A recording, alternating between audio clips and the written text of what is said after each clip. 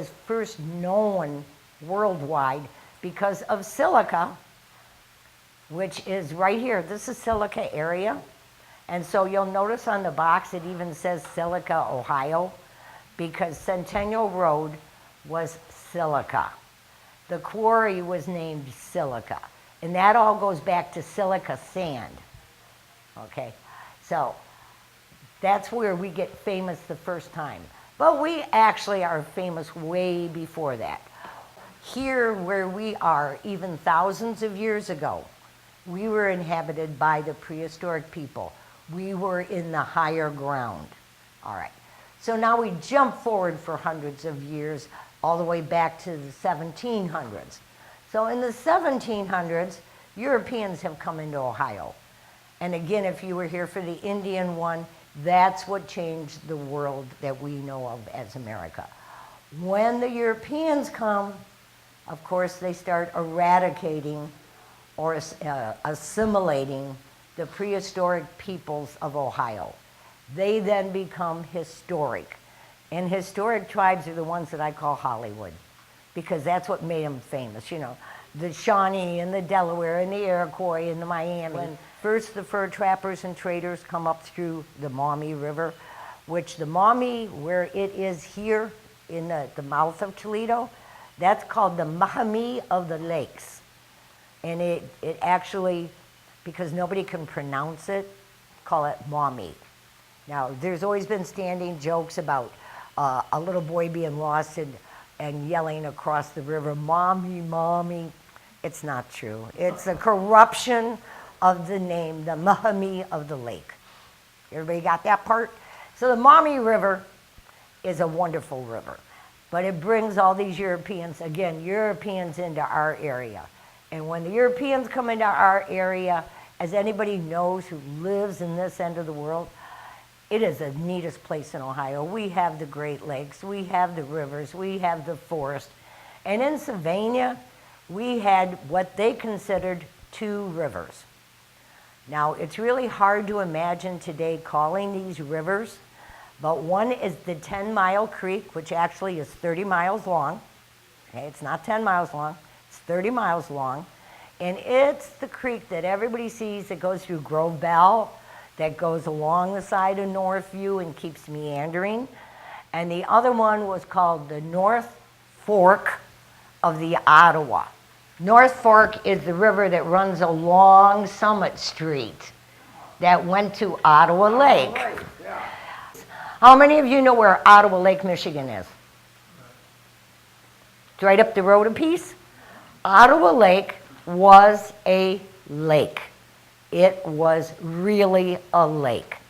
Hard to envision now because it's a golf course, but it was a lake.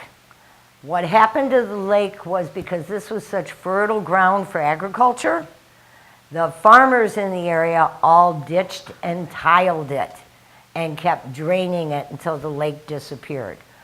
I've never seen it, but a lot of old timers say that in the spring, like with the thaws now, that the water table is so high that you can still actually see the outline of the lake because it hasn't had a chance to go back into the ground enough.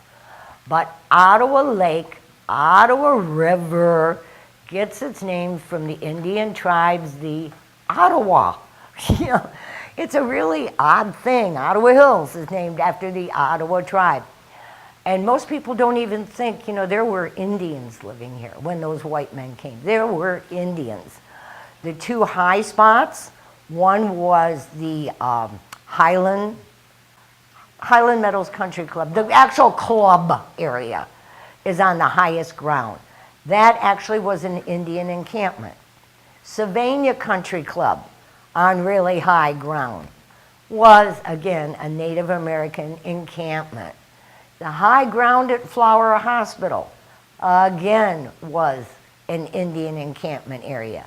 And as you notice, all three of those places have one of those two rivers going by it. All right, so Sylvania's home to Native people. The Europeans come, and we have this really good ground. So what are you going to do? You are going to do the two things that are going to be really profitable. The founder of Sylvania, his name is General David White, and we believe that he was first here during the War of 1812. Now, first you have the Battle of Fallen Timbers in the Toledo area, which brings a lot of the soldiers through that are not farmers, that have other kinds of occupations. And so now everybody sees what this area is like. Then you have the War of 1812, which brings so many more militia into this section of Ohio. And the War of 1812, where we are, is basically concentrated between Fort Meigs, which I think you all know where that's at, and up to Monroe, Michigan. So there's a lot of movement here. Our founder of Sylvania, General David White, got his title during the War of 1812. And that's really important because we believe he knew Sylvania was high ground because of some of the surveying done during the War of 1812.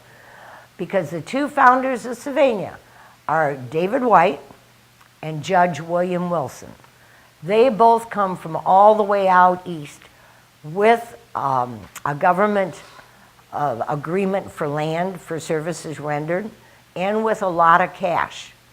There was a reason, the big map, there was a reason that somebody from that far away said, oh, look, on the very outside of the Maumee River, in the middle of the woods, we're going to get this land.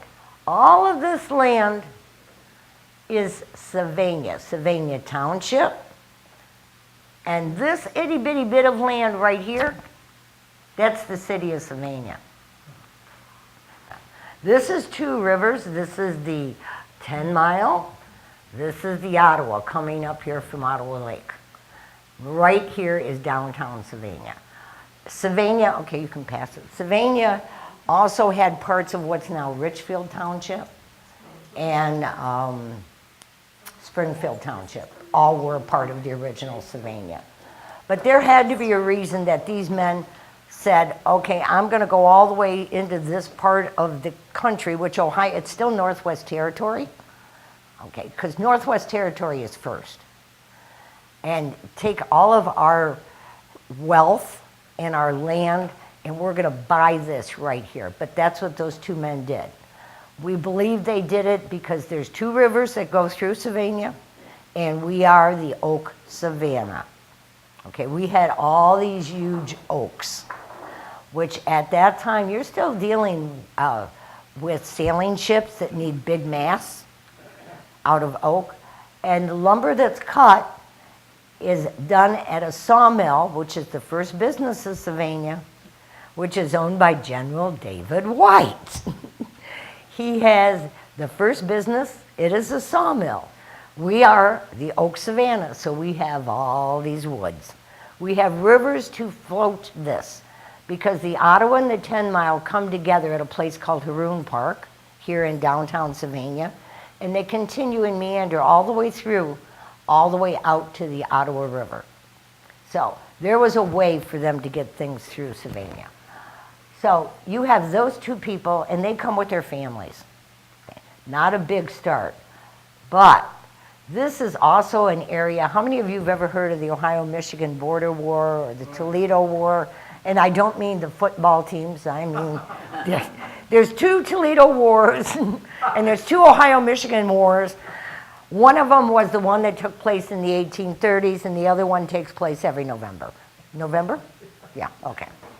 So there's this area that is disputed because in the Northwest Territory, when they set up territories, it is surveyed, and it's got an old survey map. And they say, okay, all of this, from this to this, which is the southernmost point of Lake Michigan, all the way over to Pennsylvania. This part's going to be Ohio's territory. This part is going to be Michigan's territory. Is everybody following me on that part? Well, Ohio becomes the state. And so we use that territory line. Well, it's after Ohio becomes a state that some smart fur trapper sees these maps that they have drawn up and says, whoa, you guys all have the tip of Lake Michigan in the wrong place. It's not where the tip of Lake Michigan is. And that's what starts the border war. It's disputed because now Michigan sees that they can take almost all of Lake Erie. So it gives all the commerce that is in the Detroit River, all the commerce coming up out of the Maumee River. They can control all of that. So they dispute the Ohio border, which leads itself to, I believe it's 27 years of arguing over whose land it is. But Ohio is already a state. Michigan is still a territory. So when it goes to Congress, because politicians aren't dummies, the only people that can vote is the state of Ohio, right? The territory can't vote. So who are you going to give the land to? You're going to give the land to Ohio because they're voters. So they gave the land to Ohio, all right? So it wasn't until Michigan in 1837 or 36 finally says, okay, we won't argue the point, even though it's been going on for years. We won't argue the point anymore. Ohio can have it. Then they allow Michigan to become a state. So even though if you think of Ohio and Michigan as far as people coming to them, they had everything they needed to be a state, but they wouldn't give up the disputed strip. And Sylvania is a very important part of that disputed strip. Now we're talking 1830s, okay, really early Sylvania. But one of the first things in really early Sylvania is the railroad. We have a railroad, and our railroad is called the Erie and Kalamazoo Railroad. In 1831, there's a very famous man by the name of George Stephenson back in England who invents a thing called a locomotive, and it takes the world by storm. And I sort of laugh now, especially if we're doing children, to try to get a child to understand how significant of an invention a locomotive was. It would be the same as today in a rocket ship. You know, the new rocket ship to Mars. Nobody had ever seen anything like that. Yeah, take it. This over here is a woodcut, which is the actual first drawing there is of this locomotive. So in 1831, it's invented, and in 1835, Sylvania has a railroad. So 4 years from the time it's invented, we have a railroad. And because we have a railroad, we are really important. Because if you're a settler, by the way, I'm dressed 1830s today. Except I don't have my day cap on, but this is the way we would have been dressed in 1830. Okay. So, she's dressed in 2015. I didn't know you were dressed in Yeah, no memo. Anyhow, I'm dressed 1830s. So I would have looked like any woman who had first come into Sylvania. All right. So we have this railroad. The railroad is so new, okay, that the only way to get the locomotive that was built to run on this railroad was to put it on a sailing ship, sail it across Lake Erie, take it off the ship down on what we call Water Street, Toledo. I don't know if Water Street's still even there. It's still there? Okay. They took it off and put it on the track there, and they had this little shed that was the train depot, this little shed there, and then you got on that train, and the next place you could stop was Sylvania. And after Sylvania, the next stop was Adrian. Now, what was really important, it took 3 days on a stagecoach to get from Toledo to Adrian. It took 1 day on the railroad. So consequently, it was the way to move, the way to get settled. And you could get so much more of your possessions on the railroad with you. And the book that Sarah was passing, we may send back again in a few minutes because it's got a lot of information about how much it cost to get on this railroad. But so anyhow, we're settled because of this railroad. But this is still the 1830s. But we have so much here. We are such good ground. We have so many trees. And we still have, we're the city of trees. That's part of Sylvania's insignia is the city of trees. So the very first commercial building is the sawmill, and Judge William Wilson opens a saloon.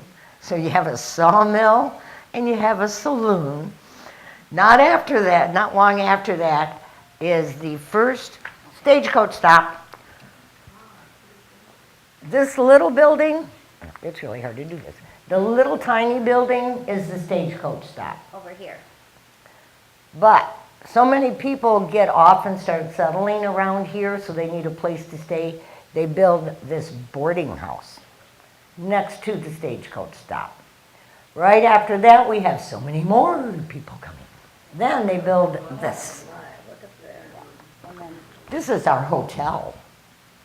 the Bidwell Hotel. It was right at the corner of Maplewood and Main. It's now Maplewood Marketplace. There's a restaurant. But this burns down in 1915, and the building that's there now was built right after that. Anyhow, people who come here, like the Swanton, the Delta, the outskirts, you can see people first come to Sylvania, then they start moving out, out Mitchell, then a little pat to Berkey, to Metamora, to Lyons. And so all those towns, when you look at when they started, it's like every 10 years, there's one further west because more and more people are coming and they have to go further and further from the railroad to actually get land that they can work. Does everybody know what an atlas map is? The old atlas maps? Today, I live at 5835 Summit, it's a number. Back in those days, the area of land you owned has your name on it. So you can tell where everybody lives because their name's on that land. And some of the roads of today become famous, but they're actually names of those farms. King Road, King Farm. Haroon Road, Haroon Farm. The funniest one is, anybody here know where Acres Road is? Okay. The family, the farm, was Acers, A-C-E-R-S. But somehow when they wrote it for a name of a street, they switched the E and R by mistake and made it Acres. And it was Acers, but it's now Acres Road. I always found that funny. But Brent was the Brent family. I mean, all these names of all these streets or roads was the path that went to the family farm. It's like so cool when you think about it, especially like Haroon. That was a monster farm, the Haroon farm. Also part of the Underground Railroad when we did the Underground Railroad. We have brought with us today a whole bunch of pictures of old Sylvania.